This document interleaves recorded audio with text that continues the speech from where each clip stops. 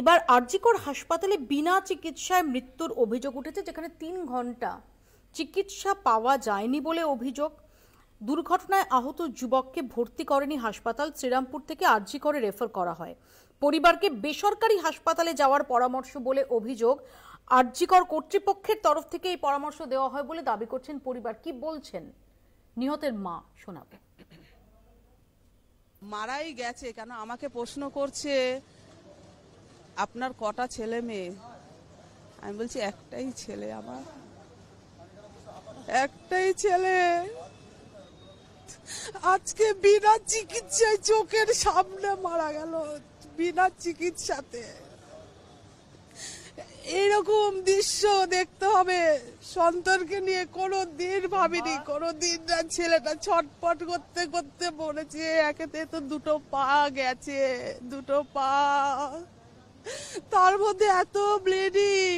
ছেলেটা কত যে কষ্ট পেয়েছে, কত যে কষ্ট পেয়েছে, প্রচুর কষ্ট পেয়েছে, প্রচুর কষ্ট পেয়েছে, প্রচুর কষ্ট পেয়ে মারা গেছে চোখের সামনে। ডাক্তাররা আন্দোলন করছে, যেই কারণেই মূলত হয়তো আজকে আপনার ছেলে ট্রিটমেন্ট পেল না। কি বলবেন আপনি? ডাক্তাররা আন্দোলন করছে ঠিক আছে, তা বলে তারা পেশেন্ট দেখবে না? তারা রুগী দেখবে না? রুগীদেরকে মৃত্যুর মুখে ঠেলে দিচ্ছে। এক একটা মায়ের কোল খালি হয়ে যাচ্ছে, মায়ের কোল খালি হচ্ছে, কারোর আপনজনরা চলে যাচ্ছে। তাহলে এগুলো কি কি বিচার চাইছে? কি বিচার চাইছে? এটা কিরকম বিচার? এটা কিরকম বিচার বলুন না আমায়।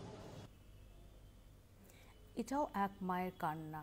আমরা জানি যে জুনিয়র ডাক্তাররা তারা সহকর্মীকে হারিয়েছেন, ভয়ঙ্কর শকিং, এবং তারা যে আন্দোলন করছেন, তাদের যে ক্ষোভ বিক্ষোভ, সেই ক্ষোভ বিক্ষোভের সঙ্গত কারণ রয়েছে।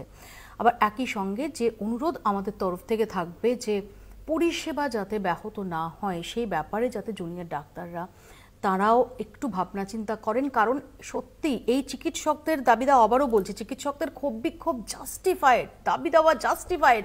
গোটা সমাজ এই চিকিৎসকদের পাশে দাঁড়িয়ে এই মুহূর্তে লড়াইটা লড়ছে, সেখানে যেন তাদের কর্মবিরতির কারণে সেই সমাজের যারা কোনো দোষে দোষী নয়, আমরা কেউ জানি না, হয়তো এই যুবক তিনি হয়তো রাত দখলে রাতে বেরিয়েছিলেন, তিনি হয়তো বিচার চাইতে বেরিয়েছিলেন, কাজে তাদের প্রতিও যেন কোনোভাবে অবিচার না হয়। আপাতত এখানেই শেষ করছি। দেখতে থাকুন কলকাতা টিভি।